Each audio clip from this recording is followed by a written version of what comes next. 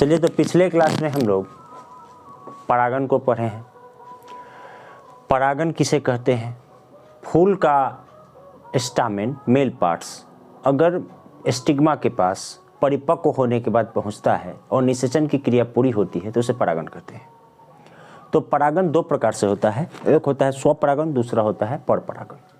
अगर किसी एक फूल के परागकण उसी फूल के स्टिग्मा को निषेचित करें तो उसे स्वपरागन कहते हैं, और स्वतः निषेचन करें तो स्वपरागन कहते हैं। अगर एक फूल का परागकण किसी माध्यम की सहायता से दूसरे पेड़ के या दूसरे फूल को निषेचित करता है तो उसे परपरागन कहते हैं। तो स्वपरागन परपरागन तो हो गए। अब परपरागन में भी दो हिस्से हैं, एक सजात पुष्पी परागन और एक है परनिषेचन। मतलब अपने ही पौधे के फूल को अगर निषेचित करता है, जब एक ही पौधे के फूल के परागकण उसी पौधे के दूसरे फूल को निषेचित करे तो सजात पुष्पी परागन होता है। अगर उस पौधे का फूल का परागकण किसी दूसरे पौधे के फूल को निषेचित करता है तो परनिषेचन कहते हैं। फिर से ध्यान देंगे, परपरागन क्या होता है? जब किसी फूल का परागकण दूसरे फूल के स्टिग्मा को निषेचित करता है तो परपरागन होता है। तो अगर उसी पौधे के दूसरे फूल को निषेचित करे तो सजात पुष्पी परागन, अगर दूसरे पौधे पर स्थित फूल को निषेचित करे तो उसे परपरागन कहते हैं, परनिषेचन कहते हैं। तो निषेचन की बात तो हो गई। अब निषेचन में स्वपरागन में फायदा भी है, नुकसान भी है। अब परागन को लेके हम लोग की बात करें तो जितने कुकुरबिटेसी फैमिली के प्लांट हैं, जैसे घिया है, कद्दू है, लौका है, तो उसमें क्या होता है कि प्रत्येक फूल कंप्लीट फ्लावर नहीं होता।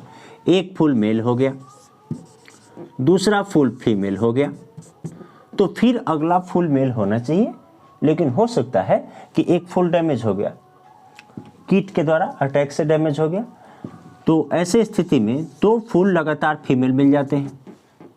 हो सकता है कि अगला मेल फ्लावर मिले और अगला फीमेल डेड कर जाए, तो हो सकता है कि लगातार दो फूल मेल मिल जाए।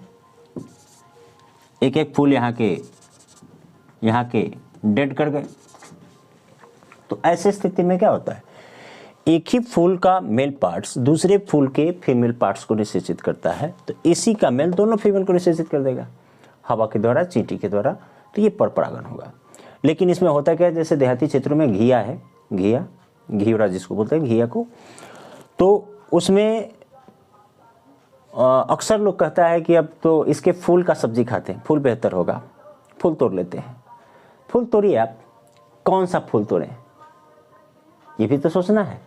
अब मान लीजिए कि इधर और भी फूल हैं, पीछे भी फूल हैं, और यहाँ तक ये फीमेल फ्लावर है, यहाँ तक अगर छोटा सा फल पकड़ चुका है, आगे एक भी फल नहीं पकड़ा, चाहे मेल हो या वो फ्लावर फीमेल हो, आगे फ्लावर ही है, फल नहीं पकड़ा है, यहाँ फल पकड़ा है, इसके आगे कोई भी फल नहीं है, तो इसके पीछे के फूल को तोड़िए, आगे के फूल को मत तोड़िए, क्योंकि मेल और फीमेल फ्लावर को पहचानना मुश्किल होगा। और ऐसी स्थिति में अगर सारा फूल आप तोड़ लेंगे, एक छोटा सा फल बना है, इसका मतलब आगे फल बनने की संभावना है। अगर यहाँ बड़ा फल होता, इसके आगे फल नहीं होता, तो भी नहीं तोड़ सकते थे, लेकिन इसके पीछे के फूल में फल नहीं बने हैं, इसका मतलब अब इनसे फल नहीं बनेगा, तो ऐसे ऐसे फूलों को तोड़ना चाहिए जिनसे अब फल बनेगा ही नहीं। आगे के फूलों को तोड़ लेंगे तो मेल और फीमेल दोनों फ्लावर तोड़ लेंगे, तो ऐसे स्थिति में फल बनने का चांसेस खत्म हो जाएगा, फल नहीं मिलेगा। दूसरा बात कि अगर स्वपरागन करता है तो मेल प्लांट्स का, मेल फ्लावर का या फ्लावर के मेल हिस्से का उसी फ्लावर के फीमेल हिस्से को निषेचन करता रहेगा बार बार, तो उस पौधे का जो भी गुण होगा वो तो जाएगा, लेकिन दोष भी तो जाएगा। तो लगातार पीढ़ी दर पीढ़ी, 2-4 पीढ़ी के बाद वह फल और फल का वेराइटी कमज़ोर होता जाएगा, उत्पादन क्षमता गिर जाएगा। ये दोष है स्वपरागन का। फायदा ये है कि आसानी से हो जाता है, लेकिन नुकसान तो है।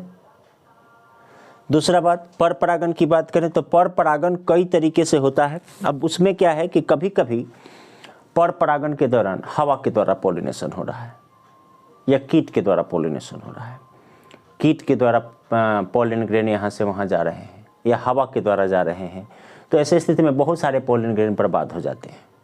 और पर परागण से लाभ भी होता है। कौन सा लाभ? एक ये कि अगर पर परागण होता है तो दूसरे तीसरे पौधे का गुण अगले प्लांट्स में ट्रांसफर हो जाता है। जैसे आप देखें, अगर मकई के पौधे की बात करें तो मकई के पौधे में ये बाल हो गया, यहाँ धनहरा होता है जिसमें छोटे छोटे पार्टिकल्स लटके होते हैं, ये हैं आपके पॉलन ग्रेन्स, मेल पार्ट्स ऊपर है, और इसमें ऐसे मोचा होता है, ये होता है फीमेल पार्ट्स, ये होता है मेल पार्ट्स। तो ये हवा से हिलता डुलता रहता है और निषेचन की क्रिया कर देता है, स्वनिषेचन स्वपरागण हो जाता है। लेकिन अगर हम धनहरा को निकलते ही इसको यहाँ से काट दें, गैया को खिला दें, तब तो ये निषेचन नहीं करेगा, तो दूसरे प्लांट के मेल पार्ट से निषेचन कर लेता है। तो अगर इसी का निषेचन होगा तो अगले जनरेशन में इसके बीज में वो सारे गुण और दोष दोनों आ जाएंगे और लगातार बीज की और फल की क्वालिटी कमजोर होती जाएगी। दूसरा बात कि अगर स्वपरागण करता है तो इसी पौधे का करेगा या दूसरे पौधे का करेगा? दूसरे पौधे पर करेगा तो सजात पुष्पी परागण होगा, इसी प्लांट का दूसरा बाली हो तो। लेकिन अगर इस धनहरे को काट दिया जाए और दूसरे धनहरे से अगर इसका निषेचन हो जाए गिर के, तो इस पौधे का गुण भी इसमें आ जाएगा और इसका गुण भी इसमें रहेगा। तो गुणों में सुधार भी हो सकता है, गुणों में ह्रास भी हो सकता है। तो ह्रास को छोड़ देंगे और जो लाभदायक होगा उस गुण को एक्सेप्ट कर लेंगे। अब जैसे आपको सिंपली बताते हैं, इससे नए वैरायटी के फसल भी तैयार किए जाते हैं। जैसे मान लेते हैं एक पौधा छोटा है, बाल भी छोटा है, एक पौधा बड़ा है, बाल भी बड़ा है। तो ऐसे स्थिति में हम अगर ऐसा सोचते हो कि पौधा छोटा और बाल बड़ा हो जाए तो हम एक काम करेंगे, दोनों के धनहरे हैं, दोनों के मेल पार्ट्स हैं, इसके मेल पार्ट्स को निकलते ही काट देंगे। अब क्या होगा? इसका निषेचन इसी से होगा, इसका निषेचन इसी से होगा। इसका तो धनहरा काट दिया मैंने, तो इस पौधे का गुण भी इसमें आएगा। लेकिन मेंडल्स लॉ जो आगे पढ़ाएंगे हम आपको, मटर के पौधे पर प्रयोग किया गया था मेंडल के द्वारा, तो जैसे ही इस पर पहुंचेगा और निषेचन की क्रिया हो गई तो इस पौधे का गुण भी इसमें आएगा। लेकिन जब 4, 5, 10, 20, 50 बीज बोएंगे तो कुछ पौधे तो इसी तरीके के आएंगे, कुछ पौधे ऐसे मिलेंगे जिनके पौधे छोटे और बाल लंबे होंगे, जिनमें इनका गुण हावी होगा, डोमिनेंट होगा। तो वैसे वैसे बीजों को चुन लेंगे, उसको अलग प्लांट करेंगे और उन बीजों को इकट्ठा करेंगे और बेचेंगे, तो वो हाइब्रिड फसल के नाम से जाने जाएंगे, उनका उत्पादन क्षमता बढ़ जाएगा। लेकिन अब इस पर दूसरे जाति का परागकण आ जाए, फिर इसी का आ जाए कहीं से, तब तो बात वही रह जाएगा। तो ये है पर परागण से लाभ क्या है? दूसरे से परागण होने पर यह लाभ है कि दोनों का गुण एक पौधे में आ गया।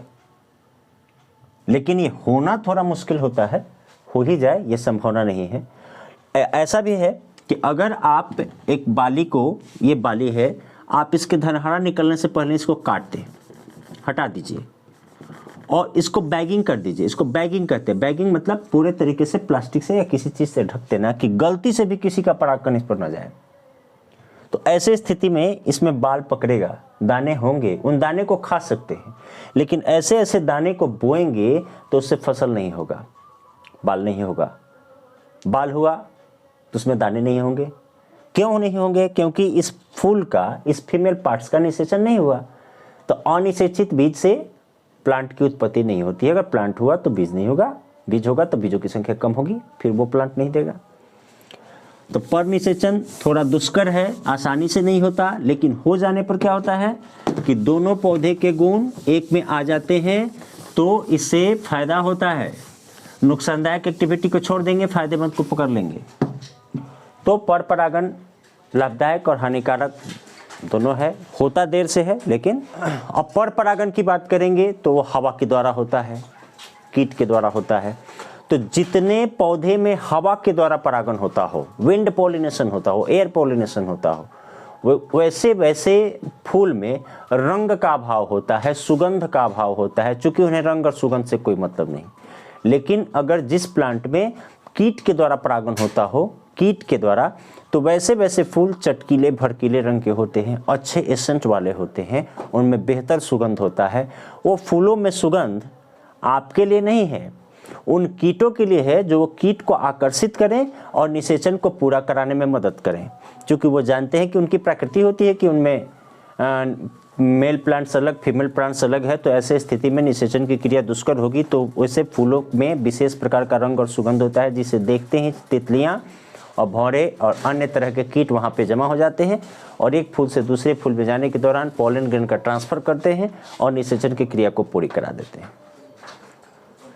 लेकिन जल पॉलिनेशन की बात करें, वाटर पॉलिनेशन की बात करें, हाइड्रोफिली की बात करें, हाइड्रोफिली करते हैं जल परागण को, तो ये जलीय पौधे में मिलता है। जैसे मान लीजिए कि ये जल का सतह है, अब इसमें फीमेल प्लांट्स नीचे ही है और फीमेल फ्लावर भी नीचे है, मेल फ्लावर ऊपर बढ़ गया, ये मेल फ्लावर है। अब जैसे ही पॉलन ग्रेन पकेगा ये नीचे गिरेगा, पानी की सतह पर तैरता रहेगा और फीमेल फ्लावर मैच्योर होकर जैसे ही ऊपर जाएगा पॉलन ग्रेन को एक्सेप्ट कर लेगा, पॉलन ग्रेन को एक्सेप्ट कर लेगा और निषेचन की क्रिया हो जाएगी। अब कहिएगा कि पॉलन ग्रेन का निषेचन यहाँ हो ही जाएगा, ऐसा बात नहीं है, नहीं भी हो सकता है। क्यों? क्योंकि प्रत्येक जाति के परागकण की जीवन अवधि होती है 30 मिनट, 3 घंटा, 1 घंटा, 2 घंटा, 4 घंटा, उतने देर तक ही जीवित रहता है। अब धान गेहूं की बात करें तो 30 मिनट तक परागकण 30 मिनट से 3 घंटे तक जीवित रहता है। सूरजमुखी कुल का 3 घंटे तक जीवित रहता है। 3 घंटे के अंदर अगर परागकण किसी स्टिग्मा के पास पहुंचा तो निषेचन की क्रिया करेगा, नहीं तो नहीं करेगा।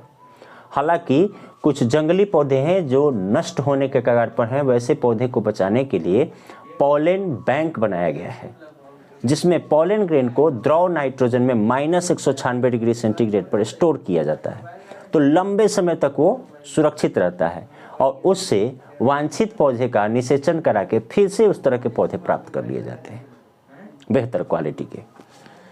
तो यह है जल परागण। कीट परागण का अनुकूलन बता चुके हम। अब देखिए, निषेचन की क्रिया होती तो है, लेकिन अवांछित पौधे के अवांछित परागकण से अवांछित फूल के स्टिग्मा को होता है। जैसे हवा द्वारा निषेचन की क्रिया हो तो ये सुनिश्चित नहीं करता कि उसी जाति का परागकण उसके पास पहुंचे। इसके लिए पिछले टॉपिक में मैंने बताया था कि परागकण का बाहरी आवरण स्पोरोपोलिन प्रोटीन से बना होता है। जैसे ही वो स्टिग्मा के पास पहुंचता है, स्टिग्मा पहचान लेती है कि मेरे जाति का परागकण है या नहीं और उसे स्वीकार करती है। अगर अपने जाति का नहीं होता तो उसे अस्वीकार करती है, जिसे पराग स्त्री के साथ संकर्षण करते हैं। लेकिन अगर बगीचे में फूल हैं, फल हैं, आम के पौधे हैं, तो उनमें निषेचन तो स्वतः हो जाता है, या कीड़े के द्वारा, कीट के द्वारा हो जाता है, हवा के द्वारा हो जाता है, जल के द्वारा हो जाता है। तो वो निषेचन ये सुनिश्चित नहीं करता कि जिस पौधे का, जिस गुणवत्ता का आप निषेचन चाहते थे वैसा हो। तो ऐसे स्थिति में स्वनिषेचन कराया जाता है मनोवांछित तरीके से। कैसे किया जाता है कि मान लेते हैं कि एक फूल है, एक पौधे पर एक फूल है जो मेल फ्लावर है, इस पर फीमेल फ्लावर भी होंगे, और दूसरे पौधे हैं, अब ये कमज़ोर हैं, तो इनके जो फूल हैं, अगर ये फीमेल फ्लावर है या इसमें मेल फीमेल दोनों है, इसमें भी मेल फीमेल दोनों है, मैं जानता हूँ कि इस पौधे की गुणवत्ता कम है और इस पौधे की गुणवत्ता अधिक है। जैसे मैं बात करूँ मकई के पौधे की बात कर लेता हूँ, अमरूद के पौधे का बात कर लेता हूँ कि एक अमरूद का पौधा है जो बड़ा बड़ा फूलता हो, एक छोटा छोटा फूलता हो। अब ये अमरूद का पौधा मुझे भी चाहिए या मुझे ऐसा ही पौधा तैयार करना है, तो ऐसे स्थिति में क्या करते हैं कि इसके फूल को, फीमेल पार्ट्स को बैगिंग कर देते हैं, बांध दिए। इसके मेल पार्ट्स को, इस फ्लावर के मेल पार्ट्स को इस पर नहीं आने देंगे, उसको काट के हटा देंगे, या इस पौधे के दूसरे मेल पार्ट्स को भी यहाँ पे नहीं आने देंगे। और जिस पौधे के पॉलन ग्रेन मेरे इच्छा अनुसार, मेरे अनुसार सही हैं, उचित हैं, उसी पॉलन ग्रेन को मैच्योर होने पे चिमटे से काट के हटा के यहाँ पे रख देते हैं और निषेचन करा देते हैं। तो वांछित निषेचन हो गया। अब क्या होगा, अगले जनरेशन में इसके बीज को बोएंगे तो दोनों फूल का, दोनों पौधे का गुण एक बीज में आ जाएगा। इससे भी उन्नत क्वालिटी के बीज प्राप्त किए जाते हैं। फल का निर्माण होता है, तो फल के निर्माण बीज के बनने और फल के निर्माण के बाद फल के कई हिस्से होते हैं, मेजोकार्प, इंडोकार्प, एपिकार्प। एपिकार्प को छिलका कहा जाता है। मेजोकार्प गुद्देदार भाग होता है। जैसे आम का फल बना दे, निषेचन हो गया, निषेचन के बाद तो फल बनेगा ही, तो फल बनेगा तो आम के छिलके को कहते हैं एपिकार्प, गुद्दे को कहते हैं मेजोकार्प और गुठली को कहते हैं इंडोकार्प। हालांकि आप जान लें कि बीज ही मानव के मुख्य आहार हैं। चूँकि धान हो, गेहूँ हो, जिसको चावल बोलते हैं, या धनिया हो, मिर्चा हो, जो भी हम लोग खाते हैं, तेल जिस पौधे से तेल निकालते हैं, जिस बीज से तेल निकालते हैं, उस बीज को अगर हम सेवन न करें तो उससे पौधे होंगे। तो बीज पर ही हम लोग का पूरा आहार निहित है। तो मैक्सिमम एनर्जी बीज में ही निहित होता है। बीज का सेवन करने से एनर्जी बनता है। चूँकि पौधा अपना सारा एनर्जी बीज में निहित रखता है, चूँकि जानता है कि ये मेरा अगला जनरेशन है, ये मेरे जैसा पौधा बनाएगा, और मानव इस चीज़ को जानता है, इसलिए बीज को आहार के रूप में ग्रहण करता है।